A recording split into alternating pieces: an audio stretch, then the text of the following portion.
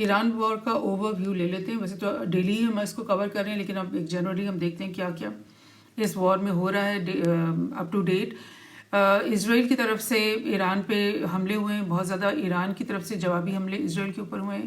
اس کے علاوہ اسرائیل نے لبنان کے اندر ایک نیا محاذ کھول رکھا ہے، اور اس محاذ کو کھلے ہوئے بھی 4-5 دن ہو چکے ہیں. اس کے اوپر ہماری اتنی نظر نہیں ہوتی، لیکن ایکچولی اس وقت لیبنان کے اوپر بھی ایک بھرپور وار مسلط کر رکھی ہے اسرائیل نے. اور وہاں پر جو ایرانین لنکڈ ملیشیاز موجود ہیں، آپ کو معلوم ہے، ان کے اوپر، ان کے ایسٹس کے اوپر، ان کی جو اڈے ہیں، جو بھی ان کو پتہ ہے جگہیں، اور ان کی لیڈرشپ کے اوپر بھی اٹیکس جو ہیں اسرائیل کی طرف سے ہو رہے ہیں. اور آلدو کہ اسرائیل کی اپنی اینٹ سے اینٹ بجائی جا رہی ہے، بہت زیادہ اتنی تباہی اسرائیل میں ہو رہی ہے، جیسے کہ ایسا لگتا ہے بعض پکچرز دیکھی کہ جیسے یہ غزہ ہے، اتنا زیادہ وہاں پہ ہو رہا ہے. اور اس کی وجہ سے عوام جو ہیں وہ بہت متنفر ہو رہے ہیں، نیتن یاہو کی گورنمنٹ سے بہت غصے ہو رہے ہیں. پروٹیسٹ کا سلسلے شروع ہو رکھے ہیں. روز آئے دن ہمیں فوٹیجز ملتی ہیں کہ اسرائیل کے اندر ان کی اپنی گورنمنٹ کے خلاف جو ہے پروٹیسٹ ہو رہے ہیں. لیکن ظاہر کیونکہ وہ ایک ڈیموکریٹک سیٹ اپ ہے، تو وہ انہیں کیا ضرورت ہے عوام کی رائے کے اوپر غور کرنے کا اور وہ سب کچھ دیکھنے کا کہ وہاں پہ عوام کیا چاہتے ہیں. ان کا جو گریٹر اسرائیل کا خواب ہے اس کے اوپر وہ ڈٹے ہوئے ہیں اسرائیل، اور اپنی طرف سے ان کی کوئی کمی نہیں آ رہی ہے. آلدو کہ یو ایس کی طرف سے کچھ نہ کچھ ہینڈس ڈونلڈ ٹرمپ کی طرف سے ایسی آتی ہیں کہ جنگ جلدی ختم ہونے والی ہے، یا جنگ میں یہ چیز غلط ہوئی ہے، یا یہ وہ چیزیں بھی میں آپ کے ساتھ شیئر کروں گی. لیکن ایک عمومی طور پہ اگر دیکھیں نا، تو نہ ہی اسرائیل کی طرف سے بومنگس میں کوئی کمی آ رہی ہے، نہ ہی ایران کی طرف سے جوابی کارروائیوں میں کوئی کمی آ رہی ہے، اور نہ ہی یو ایس جو ہے اس کی طرف سے، جو کہ ایریل بومنگ مختلف جگہوں سے ان کے جہاز اڑ کر آتے ہیں اور ایران کے اوپر، ان کے میجر ایسٹس کے اوپر بھی، اور ان کی سویلین پاپولیشنز کے اوپر بھی، ان کے اسکولز اور ہاسپٹلس اور یونیورسٹیز کے اوپر بھی جو بومنگ کر رہے ہیں، وہ سب سلسلہ ابھی تک جاری ہے. اور بھی ایک دو جگہ سے نیوز دیکھتے ہیں کیا چل رہا ہے. اسرائیل ٹارگیٹس حزب اللہ لنکڈ فائنینشیل انٹرسٹ، یعنی لیبنان کے اندر بہت سارے، یہ آپ پکچر میں بھی دیکھ رہے ہو کہ اب جو نئے سرے سے بومنگ ہوئی ہے. اور میں آپ کو یاد کرا دوں کہ لیبنان کے اندر 2-3 دفعہ بہت بھرپور قسم کی بومنگس ہو چکی ہیں. 2008 میں ایک میجر وار ہوئی تھی جس میں پورے بیروت کی اینٹ سے اینٹ بجا دی گئی تھی، اور پورے لیبنان میں بہت سی جگہوں پہ تباہی لے کر آئی گئی تھی. جیسے آج غزہ کا حال ہے، ویسے لیبنان کا بھی حال کیا گیا تھا. اور اس کے بعد بھی پے در پے کچھ نہ کچھ شپکلش اور کچھ نہ کچھ وجوہات بنی جاتی ہیں.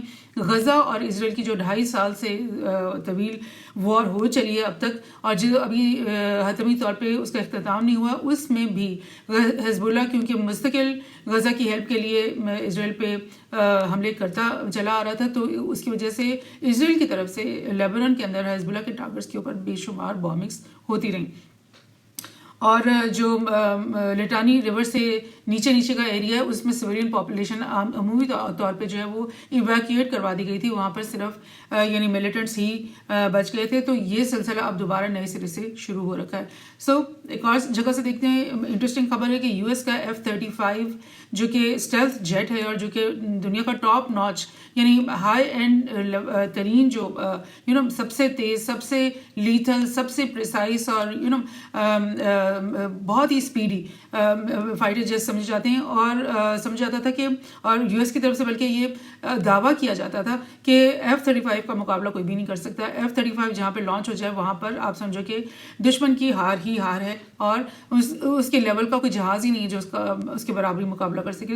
اور اب جب کہ یو ایس کی طرف سے بھی یہ ایکسیپٹنس آ گئی ہے کہ ہاں ہمارا F-35 اسٹیلتھ جیٹ جو ہے اس کو ہٹ کیا ہے ایرانین فائرز نے. ان کے میزائلز جو کہ گراؤنڈ سے فائر ہوئے ہیں، انہوں نے اڑتے ہوئے F-35 کے اوپر وار کیا اور وہ گرا ہے. اور اس سے پہلے میں آپ کو یہ بھی ریمائنڈ کرا دوں کہ ایسی بھی ایران کی طرف سے خبریں اور فوٹیجز سامنے آئی تھی کہ B-2 بامرز جو کہ بہت ہی ایکسپینسو، F-35 سے بھی زیادہ ایکسپینسو اور بہت ہی لیتھل سمجھے جاتے ہیں، اور بہت بڑا پے لوڈ لے کر آ سکتے ہیں نا. یعنی جتنے بڑے میزائلز اور بامز F-35 لے کر آتے ہیں اس سے کئی گنا زیادہ بڑے بامز اور بڑے لیتھل اور پینیٹریٹو قسم کے بامز B-2 فائٹرز لے کر آتے ہیں. ان کی بھی فوٹیجز ایران نے ریلیز کی تھی کہ وہ ہم نے گرا دیا. اور اس کے علاوہ جو F-18, 17 اور اس طرح کے چھوٹے جہاز ہیں، پرانے جہاز ہیں، ان کے بارے میں بھی تو کافی دفعہ ایران کی طرف سے فوٹیجز بھی آتی رہی ہیں، اور دعوے بھی ہوتے رہے کہ وہ کافی جہاز جو ہے وہ گر چکے ہیں. لیکن یو ایس کی طرف سے کبھی ایڈمیشن نہیں آتی تھی، اور نہ ہی وہ ایکسیپٹ کرتے تھے اس بات کو کہ ہمارے جہاز گرے، مگر اس دفعہ ان کی طرف سے یہ ایکسیپٹنس بھی آ گئی. اور یہ ایک اور خبر دیکھ لیتے ہیں کہ جاپان کی جو پرائم منسٹر ہیں سنائی تکائچی، انہوں نے جو دورہ کیا ہے، کل ان کا دورہ شروع ہوا تھا، آج بھی وہ جاری ہے. اس میں ڈونلڈ ٹرمپ کے ساتھ جو وائٹ ہاؤس میں ان کی پریس ریلیز نکلی ہے، اس میں ڈونلڈ ٹرمپ نے یہی کہا ہے کہ بہت زبردست جاب یو ایس آرمی کر رہی ہے اور بڑی ہمیں کامیابی ہو گئی اور ہم نے ون کر لی ہے وار. اور یہ تو ڈے ون سے ہی ٹرمپ کہتے چلے آ رہے ہیں، پہلے دن بھی انہوں نے کہا تھا کہ ہم نے وار جیت لی ہے، اور آج بھی وہ یہی کہہ رہے ہیں. اور لیکن انہوں نے ایک چیز کا ایڈمٹ کیا ہے کہ جو ایران کی گیس فیلڈ کے اوپر جو حملہ ہوا ہے نا، وہ میں نے منع کیا تھا اور میں نے بالکل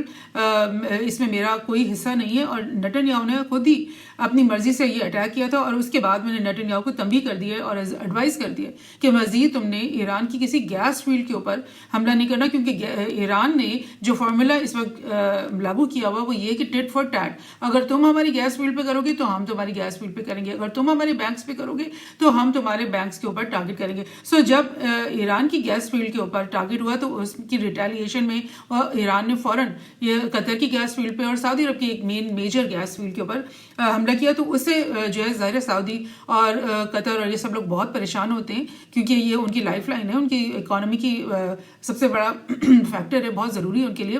تو وہ انفراسٹرکچر جب تباہ ہوتا ہے تو آپ کو پتہ ہے کہ اس کو ری انسٹیٹ اور ری کنسٹرکٹ کرنے میں مہینے بھی لگ سکتے ہیں. تو اس کی ظاہر انہوں نے ٹرمپ سے شکایت کی ہوگی اور برملا وہ کر بھی رہے ہیں مستقل کہ بھئی تم لوگوں کی ملٹری بیسز کیا ہونے کی وجہ سے ہمیں تو مستقل نقصان ہی ہو رہا ہے، ہمیں تو $1 کا فائدہ نہیں ہوا اس پوری وار میں، اور ہماری حفاظت کے لیے تم لوگوں نے کیا کیا. لہٰذا تمہاری جو دوستی ہے نا وہ تو ہمیں راس ہی نہیں آ رہے. تو اس کے جواب میں غالباً ٹرمپ نے یہ بات کل سے وہ یہ کہہ رہے ہیں کہ میں نے بالکل نہیں اسرائیل کو کہا کہ تم ایران کی گیس انفراسٹرکچر پہ حملہ کرو، اور اگر انہوں نے کیا تو اب میں ان کو مزید منع کر رہا ہوں کہ آگے سے یہ کام نہیں ہونا. اور اگر اس کے باوجود بھی مطلب ایران نے ان گلف اسٹیٹس کی گیس انفراسٹرکچر پہ آئل انفراسٹرکچر پہ حملہ کیا تو پھر ہماری طرف سے بہت ہی بری ریٹیلیشن آئے گی. یہ باتیں کہہ رہے ہیں ٹرمپ.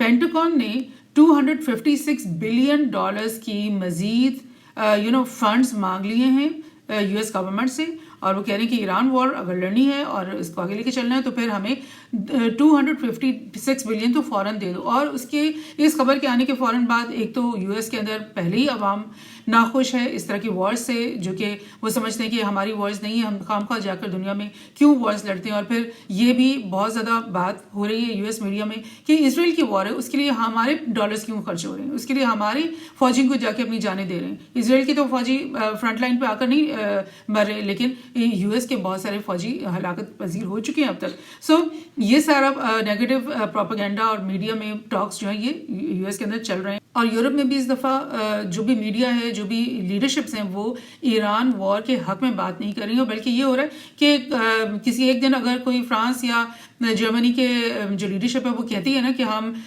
کچھ مدد کرنے کے لیے تیار ہیں، تو اگلے ہی دن ریفیوٹ کر دیتے ہیں اور وہ کہتے ہیں کہ نہیں، ہمارا اس جنگ سے کوئی تعلق نہیں ہے. اگر ہمیں یو ایس بلا بھی رہا ہے، اگر ہماری بحری بیڑے بھی وہاں پہنچ بھی جاتے ہیں فرض کرو، تو اگر یو ایس جو کہ دنیا کا سب سے بڑا ملٹری مائٹ ہے، اس کے بحری بیڑے اگر کچھ نہیں کر پا رہے تو ہمارے 2-3 جہاز وہاں جا کر کیا ہی کر پائیں گے. تو لہٰذا ہم بالکل اس چیز میں آتے ہی نہیں ہیں، ہم اس میں شامل ہی نہیں ہوتے، اور ہم دور سے کھڑے ہو کے تماشا دیکھ رہے ہیں، بلکہ وہ کنڈیم کر رہے ہیں اس وار کو کہ یہ بلا وجہ کی وار تھی اور یہ ایک ہاری ہوئی وار ہے. یہ یورپین لیڈرشپ کی طرف سے بھی یہ آوازیں آ رہی ہیں. سو اس بات پہ بھی بہت لیدے ہو رہی ہے کہ اتنے بلینز آف ڈالرز جس ملک میں ہیلتھ کیئر کے اوپر خرچ کرنے کے لیے پیسہ نہیں ہے، ایجوکیشن سسٹم کو ریوائیو کرنے کے لیے کوئی پیسہ نہیں ہے، اور انفراسٹرکچر وہاں کا ٹوٹ پھوٹ رہا ہے اس کو ریوائیو کرنے کے لیے پیسہ نہیں ہے، تو وہ ملک کیسے بلینز آف ڈالر پہلے یوکرین کی وار پہ پلیج کرتے رہے اور بھیجتے رہے، اور اب ایران وار پہ اتنا کچھ بھیج رہے ہیں. تو عوام جو ہے وہ ناخوش ہے، عوام بالکل سیٹسفائی نہیں ہے. اور سوشل میڈیا میں جو اینالسٹ ہیں جو کہ مین اسٹریم میڈیا سے ہٹ کر رہے ہیں، وہ تو بہت تنقید کر رہے ہیں اس وار کے اوپر، اور وہ کہہ رہے ہیں کہ یہ یو ایس کی یعنی زوال کی نشانی ہے اور زوال کا باعث بنے گی یہ وار.